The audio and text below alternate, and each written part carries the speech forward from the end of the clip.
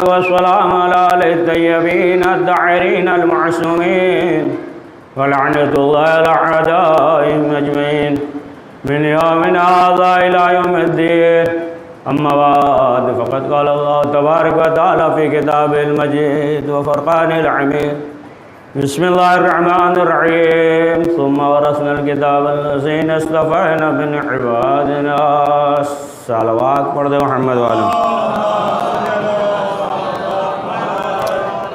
واسر حمدین واسر اخلاص پڑھ کر مرحومہ عقیلہ بیگم بنت محمد علی جنو بی بی بنت سید حسن بیچو سید ابن سید حسن تہذیب الحسن ابن بند حسن گھسن حسن ابن بند حسن داور حسن ابن بند حسن مرحومہ محسن رجانی فیملی مرحوم رمضان علی رحمت اللہ مرحوم شاہد ابن اکبر اور اپنے اپنے مرحومین کو اور تمام مومنین اور مومنات اور جو اسماء ہے روح کو اصال فرمائیں.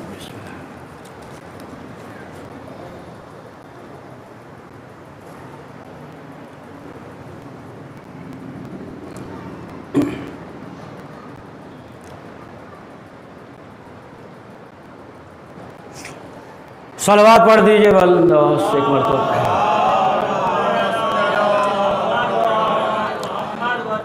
عزیزان وطن، آج کی مجلس جس سلسلے سے کچھ گفتگو کریں گے تو ظاہر سی بات ہے کہ سب کو معلوم ہے نا کہ وہ تمام حضرات ہیں کہ جو اس سے پہلے بھی موجود تھے کہ آج جو ہے ایک دو افراد ہو سکتا نہ رہے ہوں بہرحال تو ذکر کر دیں کہ یہ آج کی مجلس جو ابھی خطاب کریں گے تو وہ کس سلسلے سے ذکر کریں گے؟ چھٹے امام امام جعفر صادق علیہ السلام. اور پھر کل جو انشاءاللہ ہے نا زندگی ساتویں امام اس طریقے سے 11ویں امام تک ذکر ہوگا. تو بہرحال چھٹے امام امام جعفر صادق علیہ السلام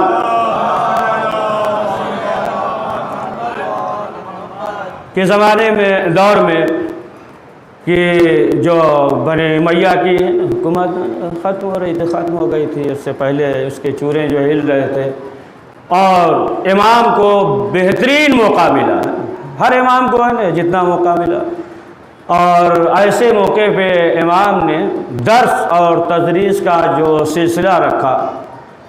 تو ایسا نہیں ہے کہ امام کے بزم میں امام کے درس میں صرف وہ افراد آتے تھے کہ جو امام کے چاہنے والے تھے، محب تھے، نہیں، بلکہ جو ہے دوسرے افراد بھی، یعنی جو امام کو نہیں مانتے تھے، دوسرے مذہب سے تعلق رکھتے تھے، وہ بھی امام کے بزم میں آتے تھے اور امام کا درس سنتے تھے. اب ظاہر سی بات ہے کہ ایسا نہیں ہے کہ صرف جو ہے توحید کے سلسلے سے، دین کے سلسلے سے، بلکہ امام نے ہر موضوع پہ گفتگو کیا ہے. آج آپ دیکھیں کہ سائنس جو ہے اتنا ترقی کرنے کے بعد کچھ نتیجے تک پہنچی ہے اور کچھ نتیجے تک نہیں پہنچی ہے، لیکن اسے بھی امام اہل بیت علیہ السلام نے پہلے ہی واضح کر دیا ہے کہ بعض چیزیں ایسی ہیں کہ انسان یہ سوچتا ہے کہ یہ بیکار ہے، یعنی مصرف کے لائق نہیں ہے، لیکن امام نے جو ہے وہ واضح کر دیا کہ دیکھو ہر چیز کا ایک فلسفہ ہے. لیکن یہ ضروری نہیں ہے کہ جب ہم فلسفہ جانے تبھی ہم عمل کریں گے، نہیں، اللہ نے حکم دیا ہے. اب وہ الگ چیز ہے کہ انسان کوشش کرے نا کہ جانے، اس کے بارے میں تحقیق کرے، وہ تمام چیزیں الگ ہے. لیکن یہ سوچ لے کہ نہیں، جب ہمیں معلوم ہو جائے گا، جب ہم جان جائیں گے تبھی پڑھیں گے. اللہ نے کہا حکم ہے کہ صبح کی 2 رکعت پڑھو، آپ کہیں نہیں ہم تو نہیں پڑھیں گے، پہلے معلوم کر لیں کیوں صبح میں ہے 2 رکعت ہی کیوں ہے، تب جو ہے ہم پڑھیں گے. تو معلوم یہ ہوا کہ وہ فلسفہ جان کے جو پڑھ رہا ہے اس کے نظر میں یہ نہیں کہ نہیں، اللہ کا حکم ہے، اللہ نے کہہ دیا ہے، لہٰذا ہمیں جو ہے اس عمل کو انجام دینا ہے. تو اب آپ دیکھیں کہ تمام چیزیں مثلا جو ہے مثال کے طور پہ آپ اعضائے جسم کے سلسلے سے لے لیں تو ہر چیز کے بارے میں امام نے بتایا ہے کہ اس کا فلسفہ کیا ہے. کہ مثلا جو ہے فلاں جگہ بال ہے یا پیشانی پہ بال نہیں ہے یا ناخن ہے یا گھٹنا جو ہے یہ آگے کی طرف کیوں جھکتا ہے، یہ بھاؤں کیوں ہے نا، یہ مونچھ کیوں ہے، یہ جو ہے داڑھی کیوں ہے، یہ تمام چیزیں تو امام نے تمام فلسفے کو بیان کیا ہے نا۔ صلوات پڑھیں محمد والے محمد پہ۔ تو گھبرا نہیں نہ گئے، بیان کریں نا، صلوات پڑھیے محمد والے محمد پہ۔ کہ جیسا کہ ایک شخص، اب یہ کتابوں میں اب لکھا ہے، اب دیکھیں یہ جو واقعہ الشرائع میں موجود ہے نا، یہ بھی سوچنے کی ضرورت نہیں ہے کہ یہ ہم نہیں مانیں گے، یہ صحیح ہے غلط ہے، الشرائع میں موجود ہے۔ وہ الگ مسئلہ ہے کہ انسان کتاب نہ دیکھے، وہ الگ چیز ہے نا، کہ کتاب نہیں دیکھتا ہے لیکن اعتراض کرتا ہے، لیکن جو ہے یہ کتاب میں موجود ہے۔ تو بہرحال ایک شخص تھا، اب یہ لکھا ہے کہ وہ جو ہے ایک بہترین طبیب تھا، ڈاکٹر بہترین طبیب تھا، اور وہ جو ہے امام کی خدمت میں حاضر ہوا۔ اب یہ لکھا ہے کہ وہ ہندوستان کا تھا، وہ گیا، منصور موجود تھا، اور جانے کے بعد جو ہے وہ بیٹھ گیا، اور بیٹھنے کے بعد جو ہے اپنے حساب سے طب کے سلسلے میں بیان کرنے لگا۔ اب جب بیان کرنے لگا تو اس نے امام سے کہا کہ اگر طب کے سلسلے میں آپ کو ہے نا کچھ معلوم کرنا ہو یا پوچھنا ہو تو بتائیے۔ تو امام نے کہا کہ نہیں، اس سلسلے میں ہمیں کچھ معلوم کرنا نہیں ہے، اور ہم جو علاج کرتے ہیں تو وہ جو ہے سردی کا علاج گرمی میں کرتے ہیں، خشک کا طری میں اور طری کا خشک میں۔ اور اس کے بعد امام نے کہا کہ دیکھو تمام بیماریوں کا جڑ جو ہے وہ معدہ ہے، معدہ جو ہے یہ تمام بیماریوں کا جڑ ہے۔ اب جائیں گے تو تفصیل ہو جائے گا نا، زیادہ کھانا کم کھانا یہ تمام چیزیں، کہا کہ یہ ہے، تو کہا کہ طب تو یہی کہتا ہے، کہا طب یہی کہتا ہے۔ اب اس کے بعد جو ہے اس نے یہ کہا تمام چیزیں اس میں موجود ہے۔ تو امام نے کہا کہ اگر تمہیں کچھ پوچھنا ہو تو ہم سے پوچھ لو۔ تو کہا کہ آپ نے تو بتا ہی دیا، آپ کے پاس یہ علم ہے۔ تو امام نے کہا کہ دیکھو ہم جو ہے کتاب وغیرہ پڑھ کر ہم نے یہ علم نہیں حاصل کیا ہے، بلکہ اللہ کی طرف سے ہمارے پاس علم ہے، اللہ کی طرف سے جبریل آیا اور پھر جو ہے رسول اسلام، اور رسول اسلام کے ذریعے جو ہے ہم تک منتقل ہوا ہے۔ تو اس نے کہا کہ اگر کوئی پوچھنا ہو تو پوچھ لیجئے، کوئی مسئلہ کوئی سوال۔ تو امام نے سوال کیا، کہا کہ یہ بتاؤ کہ یہ جو سر ہے تو اس میں جوڑ کیوں ہے؟ بلا فاصلہ ہوتا ہے نا، جوڑ وغیرہ نہیں ہوتا۔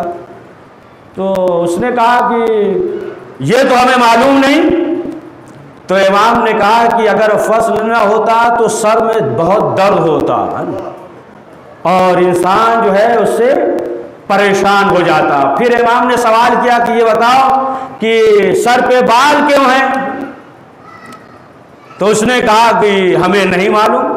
امام نے کہا اس کے ذریعے جو ہے تیل وغیرہ دماغ تک پہنچتا ہے، اس وجہ سے جو ہے سر پہ بال ہے۔ امام نے سوال کیا کہ یہ بتاؤ کہ پیشانی پہ بال کیوں نہیں ہے؟ اس نے کہا کہ یہ ہمیں نہیں معلوم۔ تو امام نے کہا کہ جو روشنی ہوتی ہے اس کی جو ہے ریشت جو ہے یہ آنکھ تک پہنچتی ہے، اور اس وجہ سے جو ہے پیشانی پہ بال نہیں ہے۔ امام نے کہا کہ یہ بتاؤ کہ یہ پیشانی جو ہے سمٹ کیوں جاتا ہے؟ کہا ہمیں نہیں معلوم۔ امام نے کہا کہ جو اوپر سے جو گندگی یا جو چیز بھی ہے وہ آئے تو آنکھوں تک نہ آئے اور وہیں جو ہے رک جائے۔ پھر اس کے بعد جو ہے امام نے سوال کیا کہ یہ بتاؤ کہ دو آنکھ کے درمیان ناک کیوں ہے؟ اس نے کہا کہ ہمیں نہیں معلوم۔ امام نے کہا کہ اس لیے تاکہ دونوں آنکھ سے روشنی برابر نکلے۔ اتنی دقیق بات ہے نا، صلوات پڑھے محمد والے محمد۔ دونوں آنکھ سے روشنی برابر نکلے۔ کہا کہ آنکھ بادامی کی طرح کیوں ہے؟ تو کہا کہ اس وجہ سے کہ تاکہ اگر کوئی چیز جو ہے اگر لگانا چاہے سرما وغیرہ یا اس طریقے سے کوئی چیز دوا وغیرہ، تاکہ انسان جو ہے آسانی سے لگا لے۔ پھر سوال کیا کہ یہ بتائیے کہ یہ اونٹ اور مونچھ کیوں ہے؟ تو امام نے کہا اس لیے کہ اوپر سے جو چیز بھی آئے یہ چیز جو ہے روک لے گا اور منہ کے اندر جو ہے وہ چیز نہیں جائے گی۔ کہا کہ یہ ناک میں سوراخ جو ہے یہ نیچے کیوں ہے؟ کہا کہ اس دماغ کا جتنا کثیف چیز ہوگا وہ سب جو ہے اس ناک کے ذریعے نکل جائے گا، اور جو خوشبو لے جائے تو خوشبو جو ہے دماغ تک جائے گا۔ اگر نیچے نہ ہو تو نہ کثیف نکلے نہ خوشبو دماغ تک پہنچے۔ پھر اس کے بعد سوال کیا کہ یہ بتائیے کہ یہ مردوں کے لیے داڑھی کیوں ہے؟ کہا اسی لیے کہ ایک مرتبہ نظر پڑے انسان پہچان لے کہ یہ مرد ہے نا، مرد اور عورت کی شناخت ہو جائے، اس لیے جو ہے اس کے چہرے پہ داڑھی ہے۔ کہا کہ یہ آگے کا دانت باریک اس طریقے سے پتلا اور پیچھے جو ہے وہ چکنا بہت سخت ہے، کیا وجہ ہے؟ تو امام نے کہا کہ دیگر چیزیں جو ہے سامنے سے کاٹی جاتی ہیں لیکن پیچھے کیا بولتے ہیں، جبڑا ہے نا، وہ جو ہے اسے پیستا ہے۔ یعنی جو انسان غذا کھاتا ہے جو چیز بھی ہو تو وہ چیز جو ہے اسے پیستی ہے، جس کی وجہ سے جو ہے وہ بہت مضبوط اور چوگنا ہے۔ پھر اس کے بعد جو ہے اس نے سوال کیا کان کے سلسلے میں، انسان جو سوچتا ہے کہ یہ کثیف ہے تو کہا کہ اس وجہ سے ہے کہ بہت سی چیز یعنی درمیان اس کے دماغ اور اس کے درمیان میں جو ہے پردہ ہے، یعنی جو کثیف چیز ہوتی ہے تو کوئی جانور جو ہے اندر نہیں جا سکتا، وہیں سے جو ہے واپس ہو جائے گا۔ پھر اس کے بعد سوال کیا کہ یہ آنکھ کیسی ہے؟ تو امام نے کہا کہ اس میں جو ہے نمکینیت ہے، اور نمکینیت کی وجہ سے اگر کوئی چیز آنکھ میں پڑ جائے تو وہ باہر نکل جاتی ہے، نمکینیت کی وجہ سے وہ چیز جو ہے باہر نکل جائے گی۔ پھر سوال کیا کہ یہ گھٹنا آگے کی طرف کیوں جھکتا ہے؟ امام نے کہا کہ اگر آگے کی طرف نہ ہو تو چل ہی نہیں سکتا ہے، پیچھے گر جائے گا۔ پڑھیے سوال۔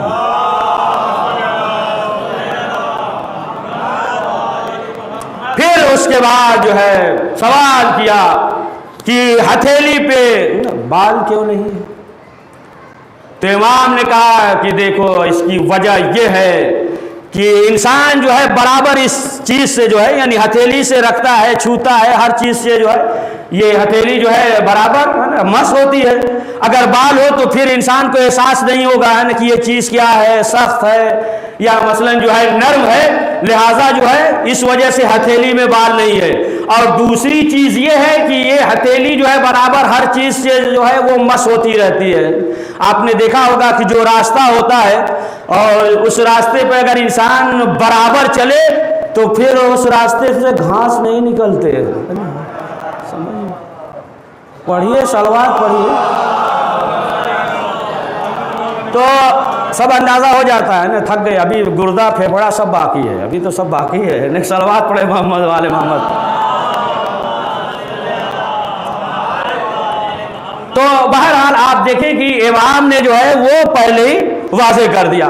تو منصور کے زمانے میں خلیفہ نے یہ کہا کہ دیکھو ہر چیز کے بارے میں جو ہے امام بیان کرتے ہیں، ظاہر سی بات آپ دیکھیں کہ جو جانور کے سلسلے سے لوگ دیکھتے ہیں، جانکاری دیتے ہیں، تو امام نے جو تو پہلے ہی بتا دیا تھا کہ لومڑی کو جب بہت زیادہ بھوک لگے یا کوئی چیز نہیں ملتی ہے تو امام نے کہا کہ لومڑی جو ہے پیٹ اوپر کر کے سو جاتی ہے اور اس طریقے سے بھگل بنا لیتی ہے کہ دوسرے جانور سمجھتے ہیں کہ مر گئی، سانس وغیرہ روک لیتی ہے نا، اور دوسرے جانور آتے ہیں تو اسی طریقے سے رہتی ہے۔ اب جانور یہ سمجھتے ہیں کہ وہ مر گئی، جب قریب آتے ہیں تب فوراً جو ہے وہ حملہ کرتی۔ اسی طریقے سے ہے نا بہت سے پرندے ہیں، اس کے بارے میں بتایا کہ وہ مردہ ہو جاتی ہے جب وہ جو اس کا شکار ہوتا ہے جب قریب آتے ہیں۔ اب یہ سمجھ گیا پرندہ وغیرہ کہ نہیں ہے، بعض پرندے ایسے جکڑ لیتی ہے، اتنی دیر تک جکڑے رہتے ہیں تاکہ اب بھاگنے کے قابل نہ ہو، اور پھر کسی مقام پہ لے جاتے ہیں اور لے جانے کے بعد جو ہے وہ غذا کے طور پہ وہ استعمال کرتے ہیں۔ تو بہرحال منصور نے کہا تھا کہ دیکھو ہر چیز کے بارے میں یہ بیان کرتے ہیں، لہذا جو ہے ابو حنیفہ سے کہا کہ ایسا سوال تیار کرو کہ یہ جواب نہ دے پائے۔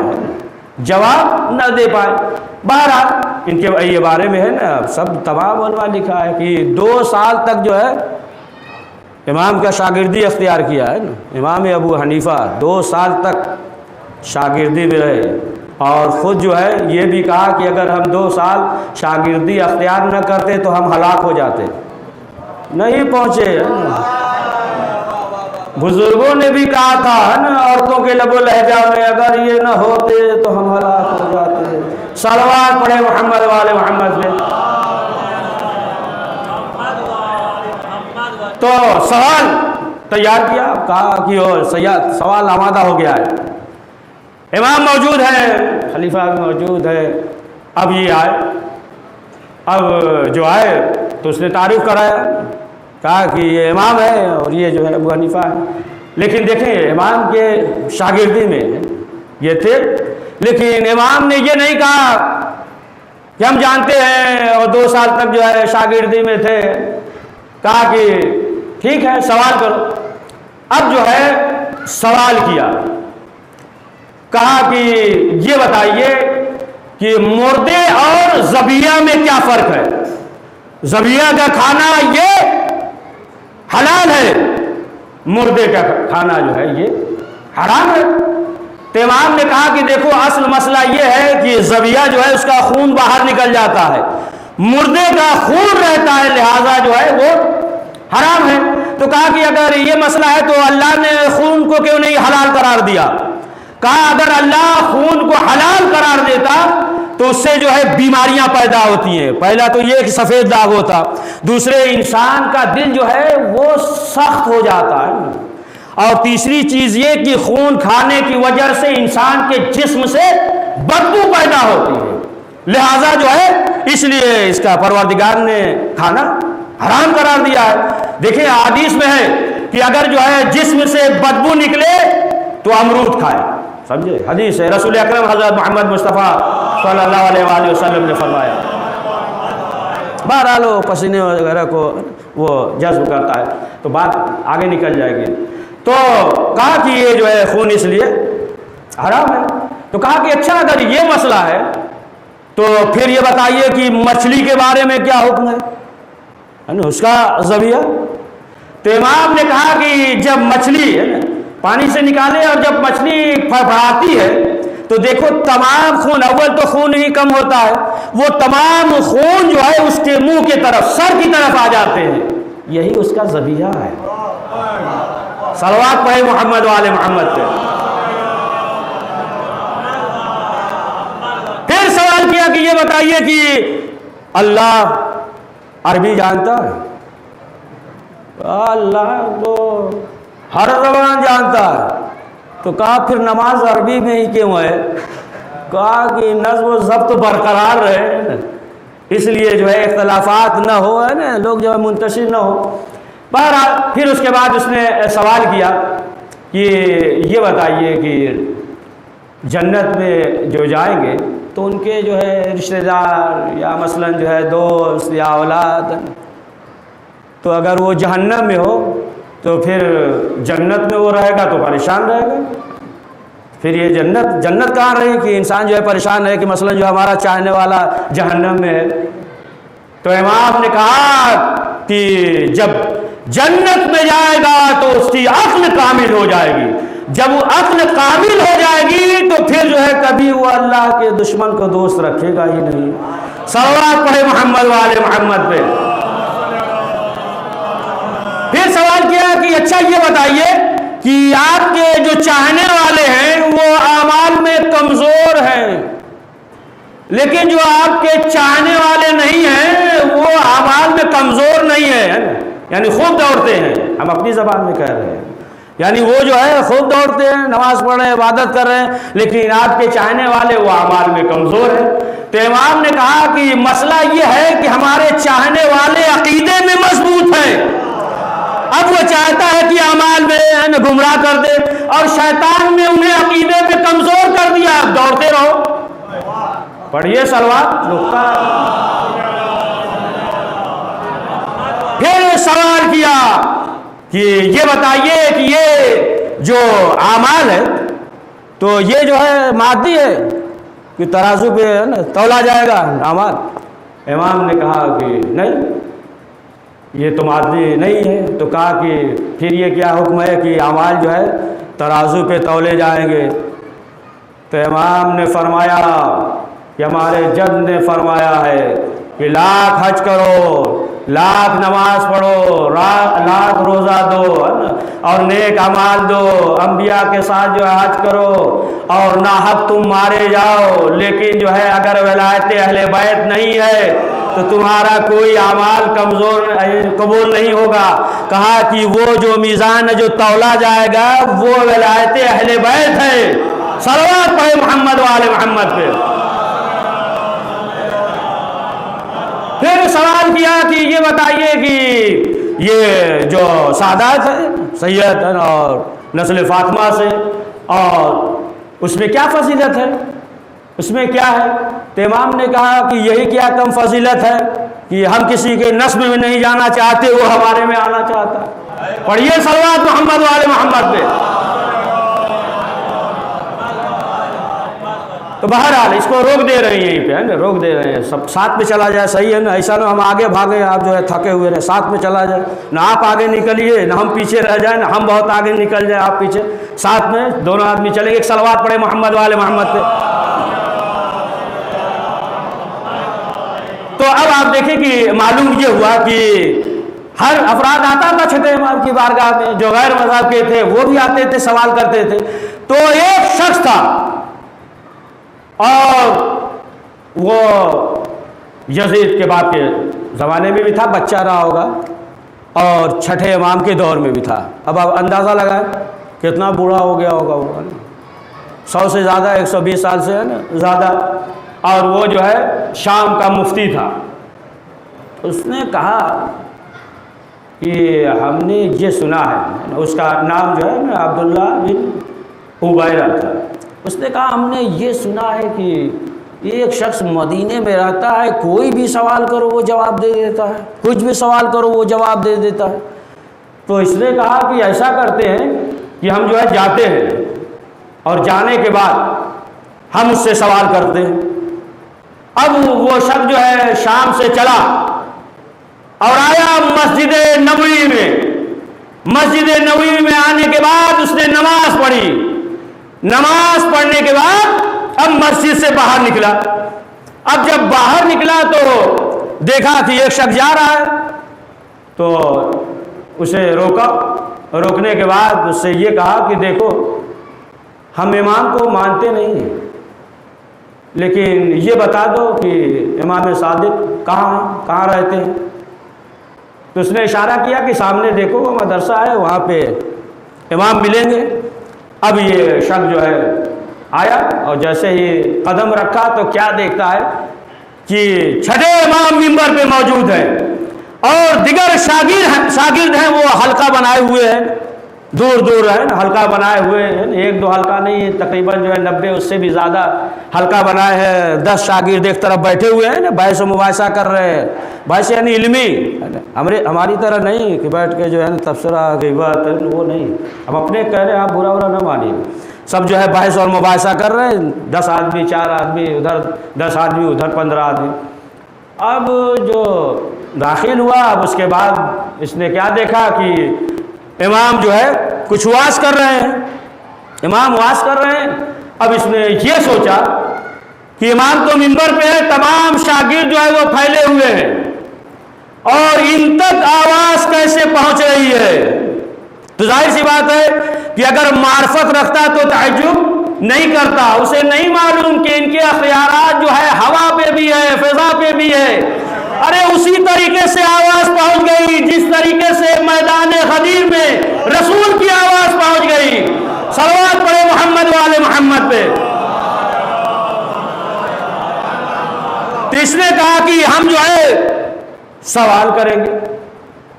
امام کے پاس آیا، کہا کہ ہم جو ہے شام سے آئے ہیں، ہم مفتی ہیں، یعنی مفتی اعظم مفتی ہیں۔ سال یہ ہوئے 100 سال سے زیادہ، 120 سال سے بھی زیادہ۔ امام نے کہا کہ کیا سوال ہے؟ کہا کچھ گفتگو کریں گے علم کے سلسلے سے، علم کلام کے سلسلے سے، فلسفے کے سلسلے سے، امامت کے سلسلے سے۔ امام نے کہا کہ دیکھو فلاں شاگرد ہے، تغلب نام تھا ان کا، شاگرد کا تغلب۔ کہا جاؤ، تغلب وہ شاگرد ہے، جاؤ، جانے کے بعد جو ہے اس سے سوال کرو۔ اب یہ بوڑھا شخص عصا کا سہارا لیتے ہوئے پہنچا حلقے کے پاس، سوال کیا کہ تغلب کون ہے؟ تو لوگوں نے کہا یہ، اب وہ معلوم ہوا کہ 13 اور 14 سال کے۔ دیکھنے کے بعد کہا کہ ہم اتنے بوڑھے، 120 سال، اس سے بھی زیادہ، یہ بچہ ہے نا، بچہ ہے، داڑھی بھی نہیں آئی ہے اور 13-14 سال کا ہے، ہم اس سے جو ہے کیا سوال کریں؟ اب جو ہے یہ بوڑھا، یہ مفتی خود کہہ رہا ہے کہ ہم کیا سوال کریں، تمہیں کچھ سوال کرنا ہو تو سوال کر لو۔ تو تغلب نے کہا کہ تم آئے ہو ہمارے پاس، امام نے بھیجا ہے، جب امام نے بھیجا ہے تو امام نے ہمارے اوپر اعتماد کیا تبھی تو بھیجا، تم جو ہے سوال کرنے آئے ہو تو اب تم پوچھو۔ لیکن وہ کہہ رہا ہے کہ نہیں، ہم تم سے کیا سوال کریں۔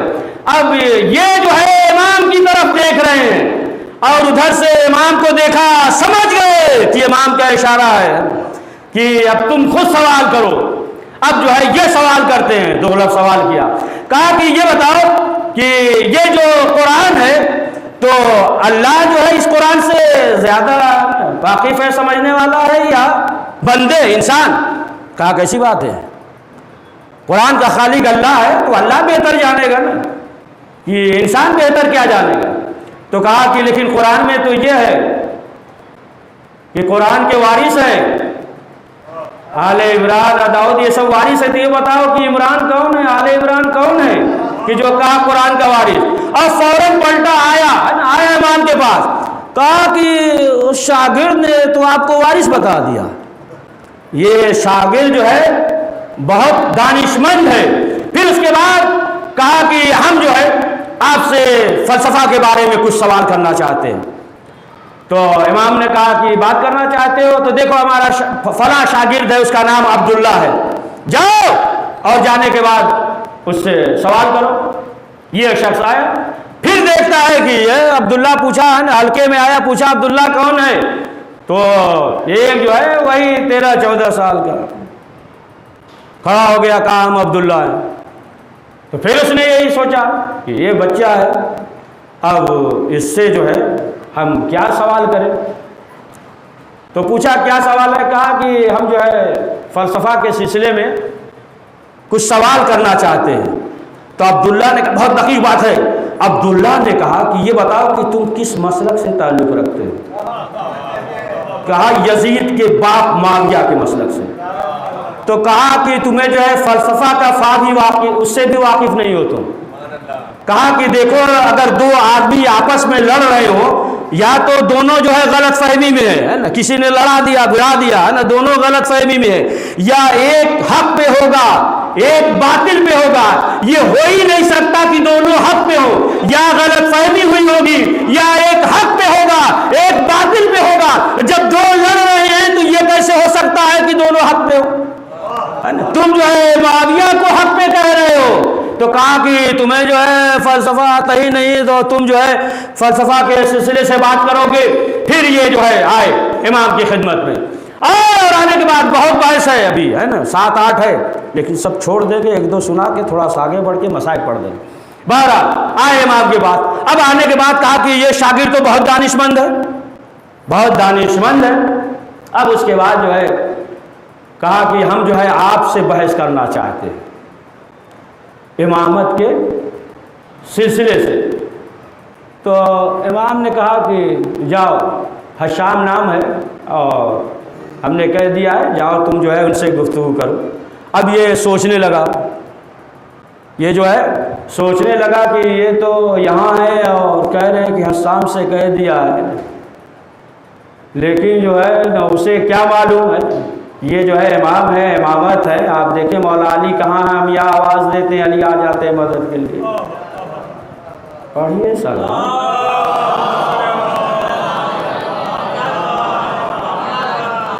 کہا کہ جاؤ، اب حشام بن حکم آئے، پوچھا حشام کون؟ تو یہ بھی نوجوان، سمجھے آپ، یہ بھی جو ہے نوجوان 13-14 سال کے۔ پوچھا، یہ کھڑے ہو گئے، پھر دیکھا کہ یہ تو حشام ہے، تو اب ان سے کیا گفتگو کریں۔ بہرحال وہ خود کہہ رہا ہے کہ آپ پوچھ لیجئے کچھ، اتنے جو ہے بحث اور مباحثہ ہو چکے ہیں۔ پھر اس کے بعد کہا کہ آپ پوچھئے۔ تو حشام نے یہ کہا کہ دیکھو، عقل سے اللہ زیادہ واقف ہے ہماری یا ہم خود واقف ہیں؟ سمجھ گئے آپ؟ سوال بہت دقیق ہے، غور نہیں کر رہے ہیں، غور تو کر رہے ہیں، ایسا نہیں ہے کہ جو عقل ہے تو ہماری عقل سے اللہ واقف ہے زیادہ یا ہم زیادہ واقف ہے؟ تو اس نے کہا کہ اللہ جو ہے خالق عقل ہے، اس نے جو ہے عقل کو خلق کیا، تمام چیزوں کو خلق کیا، تو وہ جو ہے زیادہ ہماری عقل سے واقف ہے۔ تو حشام نے کہا کہ یقیناً اللہ جو ہے زیادہ ہمارے عقل سے واقف ہے، لیکن یہ بتاؤ کہ اگر دو عقل میں اختلاف ہو جائے، پہنچ گئے آپ، دو عقل میں اختلاف ہو جائے تو پھر جو ہے مسئلہ کیسے حل ہو؟ تو فوراً جواب دیا کہ کتاب اور سنت۔ تو کہا کہ جب کتاب اور سنت حل کرے گا تو شام سے مدینے کیوں آئے؟ صلوات پڑھے محمد والے محمد پہ۔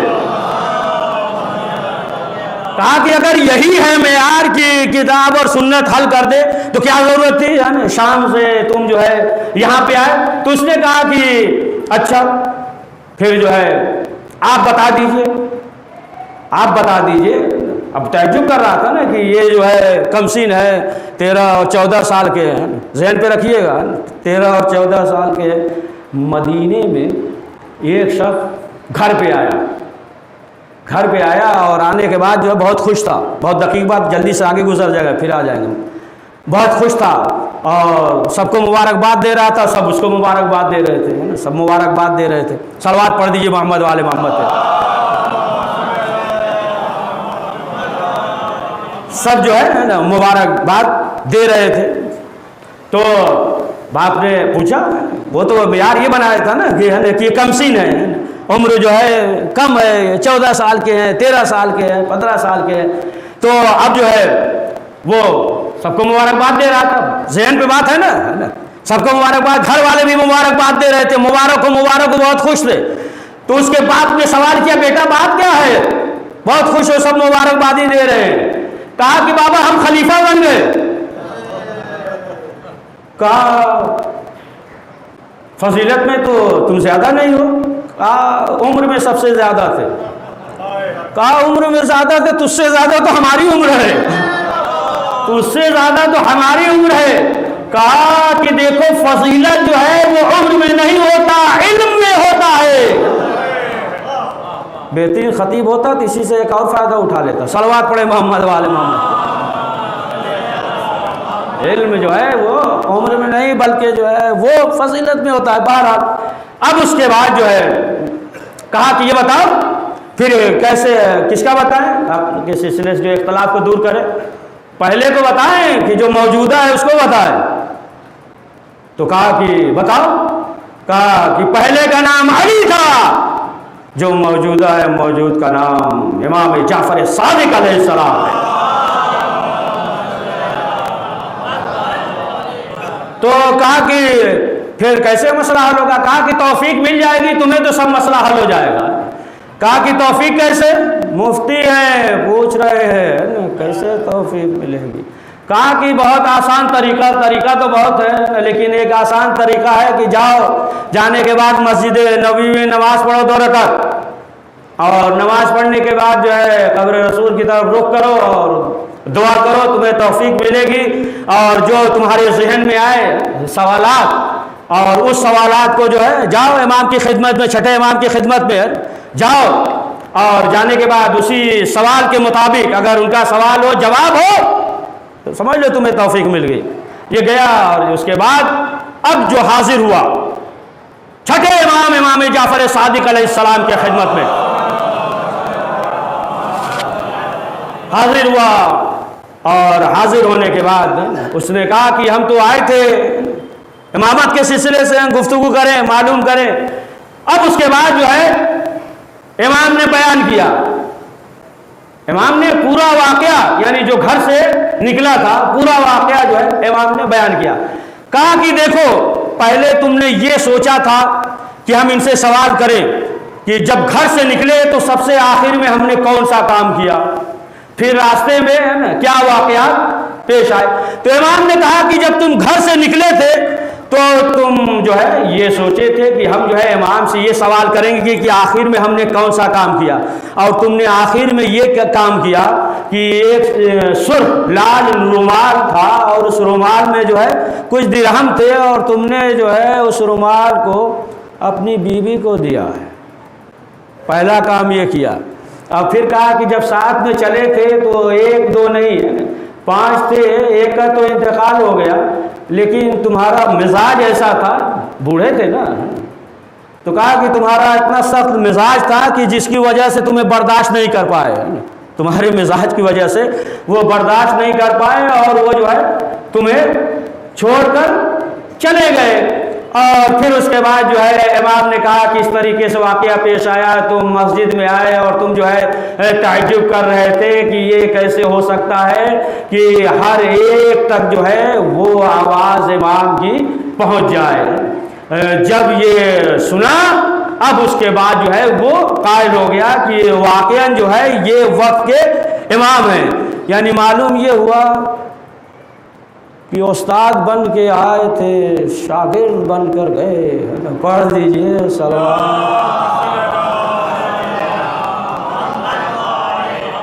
تو بہرحال یہ جو ہے 7ویں امام کا حلقہ تھا کہ درس میں لوگ آتے تھے اور اسی طریقے سے استفادہ کرتے تھے۔ تو ظاہر سی بات ہے کہ جو بھی اہل بیت معصومین علیہ السلام کا چاہنے والا ہوگا، اور جس طریقے سے اہل بیت معصومین علیہ السلام نے حکم دیا ہے اسی طریقے سے وہ جو ہے عمل کرے گا۔ ایک شخص امام کی خدمت میں، چھٹے امام کی خدمت میں حاضر ہوا اور کہا کہ مولا ہم آپ کو بہت دوست رکھتے ہیں، آپ سے محبت کرتے ہیں۔ تو امام نے کہا کہ جو ہمارا دشمن ہے، کہا کہ اس سے بھی۔ تو امام نے کہا کہ تمہارے سینے میں 2 دل ہے کیا؟ اس نے کہا نہیں مولا، دل تو ایک ہے۔ تو کہا کہ پھر یہ کیسے ہو سکتا ہے کہ ہماری بھی محبت ہو اس کی بھی محبت ہو؟ ہماری محبت طہارت مانگتی ہے، دشمن کی محبت خباثت مانگتی ہے۔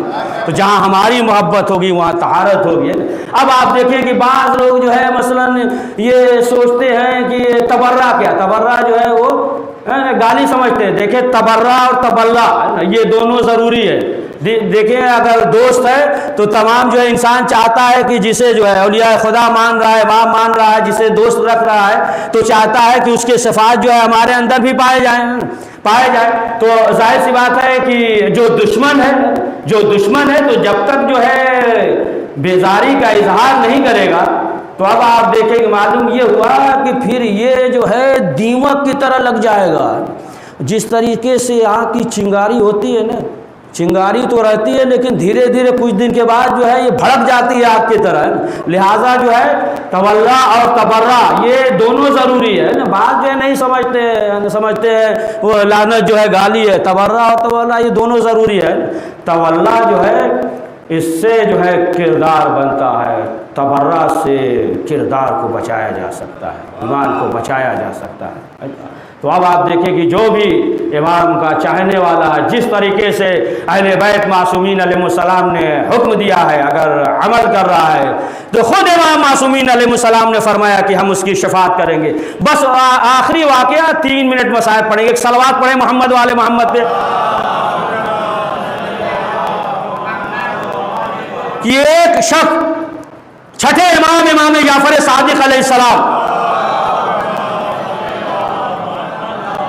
کی خدمت میں حاضر ہوا، کہا کہ یہ بتائیے کہ جو آپ کا چاہنے والا ہے، جو آپ کا محب ہے، اور اس نے گناہ کیا تو پھر اس کی عاقبت کا کیا ہوگا؟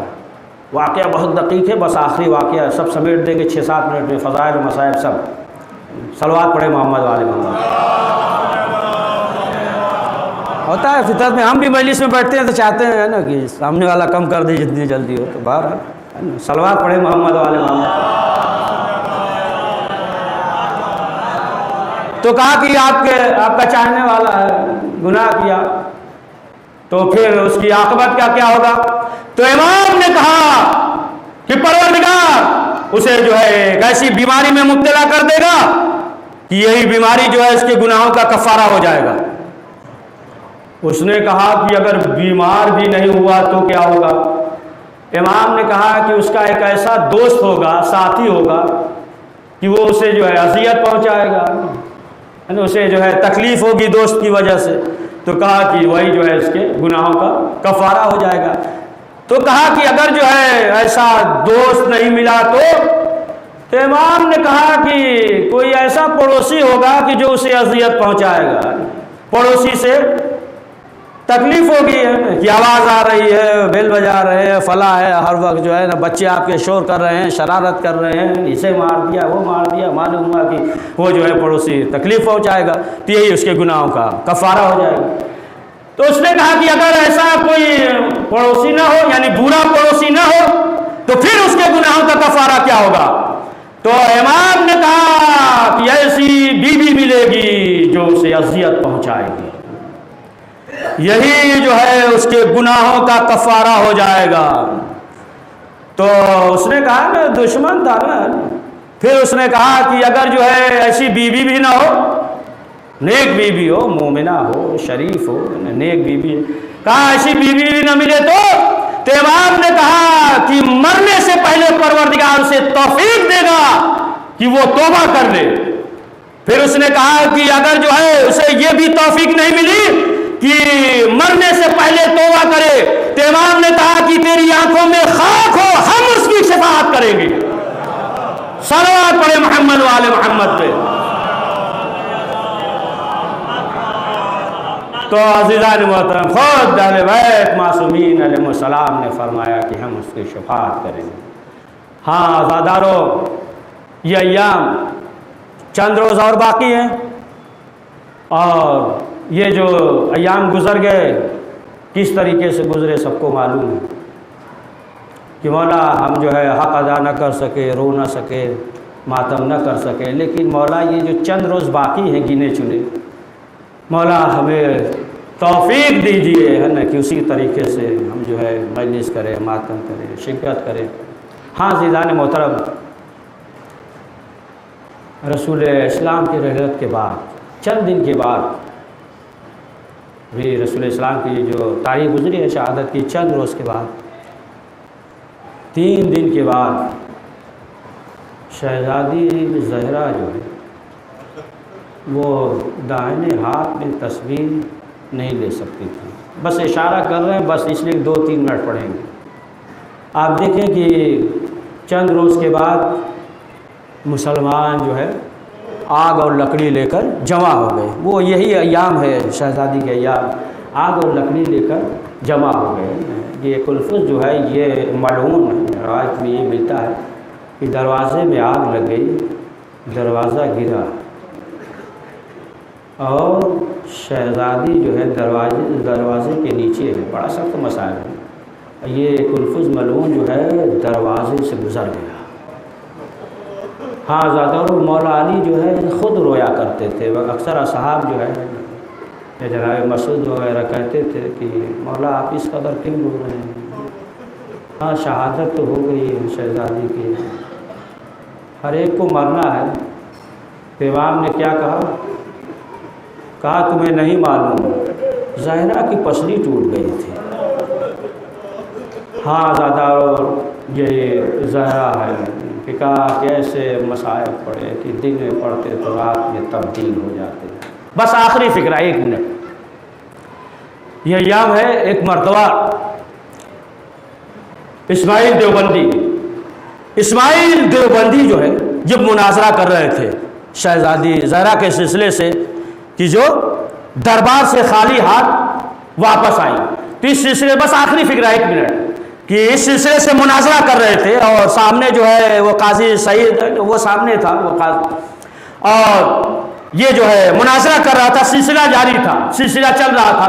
تو ایک مرتبہ اسماعیل دیوبندی نے کہا اس سے، قاضی سے کہا کہ دیکھو یہ سلسلہ چلتا رہے گا اور ہم جو ہے مناظرہ کرتے رہیں گے، یہ سلسلہ چلتا رہے گا۔ دیکھو تم ایک کام کرو، تم جو ہے جاؤ وضو کرو، وضو کرنے کے بعد آؤ، قرآن کو اٹھاؤ، اپنے سر پہ رکھو، اور مجمع کے سامنے تم یہ اعلان کر دو، یہ کہہ دو کہ فاطمہ کو دربار سے خالی ہاتھ نہیں لوٹایا گیا۔ یہ مناظرہ تو ہوتا رہے گا۔ کہا کہ قرآن لے کر کہہ دو۔ اب وہ شخص جو ہے وہ قاضی وہ مولوی اٹھا، چلا آیا، وضو کیا، وضو کرنے کے بعد اسٹیج پہ آیا، مجمع پہ آیا، ملک کے سامنے آیا، کھڑا ہو گیا، قرآن کو لیا، قرآن اٹھایا، قرآن جو ہے سینے تک پہنچا، ایک مرتبہ سینے تک آیا، اب 4 ہاتھ سر پہ رکھے، سینے تک آیا، ایک مرتبہ اسماعیل دیوبندی کی طرف دیکھا، کیا دیکھتا ہے؟ اسماعیل دیوبندی زاروں قطار رو رہے ہیں، آنسو جو ہے داڑھی تک ہے۔ ایک مرتبہ اسماعیل دیوبندی نے کہا، اے زہرا، آپ اور آپ کی قسمت، اسماعیل دیوبندی روتے جا رہے ہیں، روتے جا رہے ہیں۔ ایک مرتبہ اس نے قرآن کو سر پہ رکھا اور رکھنے کے بعد مجمع کے سامنے کہا کہ سب گواہ رہنا، اسماعیل دیوبندی جو کہتا ہے وہ صحیح ہے۔ زہرا کو خالی ہاتھ دربار سے لوٹایا گیا۔ ہزاروں روایت میں ہے کہ جب وقت امام مہدی آئیں گے تو شہزادی زہرا کہے گی، اے میرے نار، یہ وہ لکڑی ہے کہ جس دروازے میں آگ لگائی گئی اور اس لکڑی سے محسن کی خوشبو نکل رہی ہے۔ وسعالم النسیم پروردگار اہل بیت معصومین علیہ السلام کا واسطہ اس مختصر سے اعمال قبول فرما۔ کریم جو پریشان حال ہے ان کی پریشانیوں کو دور فرما۔ پروردگار جو حج و زیارت کی مشتاق انہیں حج و زیارت کی توفیق عنایت فرما۔ کریم جو مریض ہیں اور جن کے لیے کہا گیا جتنے بھی مریض ہیں ناظرین یا غائبین جہاں کہیں بھی، پروردگار اہل بیت معصومین علیہ السلام کا واسطہ انہیں شفاء عاجل عنایت فرما۔ پروردگار ہم سب کے گناہوں کی مغفرت فرما، ہمارے مرحومین کی مغفرت فرما، جگہ العلین عنایت فرما۔ پروردگار ہمیں اپنے وظائف اور ذمہ داریوں سے آگاہی اور اس پہ عمل کرنے کی توفیق نصیب فرما۔ پروردگار ہمارے مقامات مقدس سے تحفظ فرما۔ کریم حضرت کے ظلم کا عاجل فرما، ہم ان کے اوان انصار میں شمار فرما۔ ربنا تقبل منا انک انت السمیع العلیم۔ ایک بار سورہ حمد اور 3 بار سورہ اخلاص، جو اسماء تھے سب نام تھے اپنے اپنے مرحومین کے لیے، ان کے لیے جو گزشتہ سال ہمارے درمیان موجود تھے، اس سال نہیں ہیں، ان کے لیے تمام مرحومین مومنین و مومنات کے وہ کوئی